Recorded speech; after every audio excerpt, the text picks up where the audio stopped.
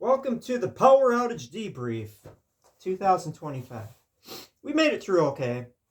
We made it through a lot better than most people because we had our kerosene heaters. In fact, we wound up on the last day, day and a half, we had three of them. Each one of those little monsters pumping out, well, if they were at peak efficiency, and I'll get to that, 23,000 BTUs, which is a lot. The third one that we added was fresh, barely had any time on it at all. I think she burned through like half a tank and then just put it in the garage and forgot about it. So the wick was in good shape. The other two, maintenance. If you wind up running them until they run out of fuel, the wicks at the top will carbon up and you're supposed to brush the carbon off, and I was just lazy. But they did pump out quite a bit of heat. But all I need to do is disassemble them, take a look at the wicks. If they need to be replaced, replace them before the possible next time, and make sure they're in good running order. Also, I learned, because the one that I bought, like at the last day, the new one came with 5 gallons of kerosene. That kerosene was 2 years old and burned beautifully. It was clear. It wasn't stinky. In fact, it smelled less than the stuff that was bought at Ace and Tractor Supply. The stuff that was pumped out of the ground at a gas station, you can buy kerosene at a much lower cost, I might add. 2 years old, couldn't smell it. It was wonderful, proving that it has a shelf life. So you know what?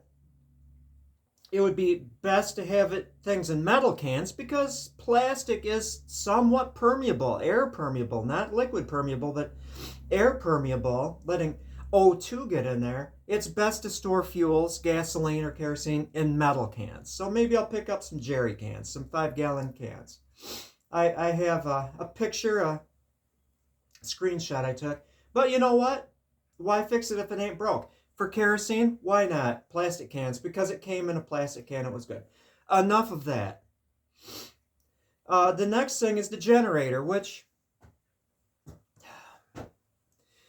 was kind of unnecessary for us. It would have been nice to be able to power the refrigerator, and I could certainly rig it, the furnace, unplug, cut the wires and then put male and female, plug the furnace in down in the basement. So in a power outage, you can pull it apart. So the furnace is absolutely 1,000,000% disconnected from the power grid because it just has a plug that you plug into an outlet. Connect that to your generator, and a 5,000 watt generator, even with the startup of the blower motor, it can power that. So I could go the furnace route. Why not? Have multiple tools in your kit. Kerosene heaters and the ability to plug in your generator into your furnace to heat the whole house. Why not? Well, in my case, the generator was a weak point. It had a relatively fresh oil change. It has had like no hours since the last oil change, but that's been like 2 years.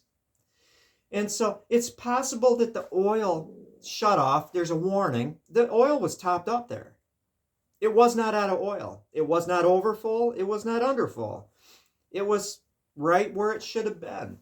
Well, the generator died, and the little light on and off switch was flashing, which indicates that the oil sensor killed the spark. I'm going to change the oil, make sure it's nice and fresh, 30 weight. I believe it's 30 weight. Try to start it again. And if it shows that the oil sensor is shutting the engine off, it could be a couple things. It could be an oil filter, which I don't even know if there's an oil filter on those little engines. I'll research that. Or it could be a bad sensor. Well, I have numerous engines, automobile engines, motorcycle engines, a lawnmower, and other such things. And I've never destroyed an engine because I know how to check the oil level, right? So I don't need that extra component that can cause a breakdown. So I will disconnect after I change the oil and make sure it's good, because maybe, I don't know, gas could have leaked in it or something and changed the viscosity. After I change the oil, make sure it's not running because of the oil sensor, I'm going to disconnect that thing. Might as well disconnect it anyway, you know what I mean? Check the oil. Look at the dipstick. Why have some robot device telling you that you can't run your generator when everything is fine? So, change of plans. I'm going to cut that stupid wire. Next up, this is a different cord. If you're familiar with small engines, there's usually like this like pulley thing sticking out the side with notches for a knot, and you wrap it around, you pull it. If the rope breaks, just tie another piece of rope. I got a lot of this stuff onto the handle and you're good to go. And not have to rewind this thing. Well, thank you, Tecumseh. This is a Tecumseh. It's kind of hard to see, but you can't. You'd have to grind stuff off or bend it to take this thing off to rewind it and put a new cord on it. Well, the KISS thing, keep it simple, stupid. Not calling you stupid, I'm just stating a fact. Keep it simple, stupid. What's the point when this works? You know, when you need a generator, you need it. And so, suppose I could replace that and always have one of these things handy. Maybe I will, maybe I won't, but I'm old school. All our mini bikes, just you wind a stinking piece of rope around it. It didn't always have this, so I don't know. That's up in the air. Okay, as far as fuel levels, we have city water. Water was not an issue. There was a big old generator at the pumping station, so we were good to go there. Natural gas. In fact, I discovered that the neighbor that was running a generator continuously was hooked to natural gas, so he didn't have to add any fuel, diesel, whatever. It just clicks on. But why invest? Who knows how much money they spent? $10,000 for, you know, automatic system on your house that he may never need again. So I go generator and kerosene heater out. But we're good with water, natural gas, the stove. I could make my coffee in the morning. But fuel, you know, kerosene obviously lasts at least 2 years and it's beautiful. And I can use it in my workshop because it's a relatively safe heater. So it's not necessarily a waste. Beginning in next winter, I can replace it, right? I will have, because in this, we were out of power for 6 days. The lows were in the 20s. 7, maybe 8 gallons. So you know what? It's not that expensive when you pump it out of the ground and don't buy it at Ace Hardware. 15 gallons I will have on hand. On my day off, I'm going to go to the store and I'm going to have it because I'm not going to need it in the summer because it's warm. But I put stuff off in next winter. I will have 15 gallons of kerosene here. It would be nice to have, you know, I could have moderate, collect it, you know, you use it and everything, you know, you can rotate it. At least 5 gallons of gas in a can in storage, just modest. That is my modest goal. 5 gallons, maybe I'll pick up another 5 for the generator automobile or pickup truck. The last thing was just stupid on my part. We walked into this power outage with, the truck had, I never let things run down that low. I don't know what the heck I was thinking. I had like 40 miles of range in my pickup truck. It was almost on E. And 70 in the Chevy Trax.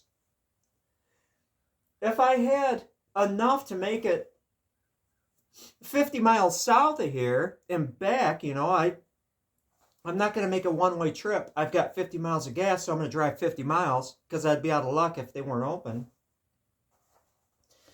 You know, at least 150 miles of range in each vehicle. At least 150 miles of range at all times. And probably try to keep the Chevy Trax full all the time. It's a smaller tank. It's a 12-gallon tank. I've got 24 in the pickup truck. Less gas mileage. The highest mileage car, most miles per gallon, always have it topped off. You know, why not? Smaller gas tank, greater range. The Trax if you drive it casually, 300 miles, I think, of range. I could have made it all the way down to stinking Ohio, you know, and gotten gas and come back up in cans. We really kind of screwed ourselves with the gas in the car, but, you know, we had kerosene heater. Some people still had the lights out. And there's a house in town that was clubbed like a freaking harp seal with a giant tree, crushed it. All we had was one little limb on one of our city trees that came down, and it took no time to clean it up. Well, that's about it. I need to prepare for work. That's my debrief. Thank you for watching, and I appreciate your viewership. Yeah, isn't this pathetic? They make you buy a whole new unit instead of just like with a chainsaw or any other engine. You just take this thing apart, put new pull cord on it, and then put it back on. This is just stupid. You know, they don't last forever. Why we have to buy a whole new unit instead of just replace the cord? Anyway, that is all.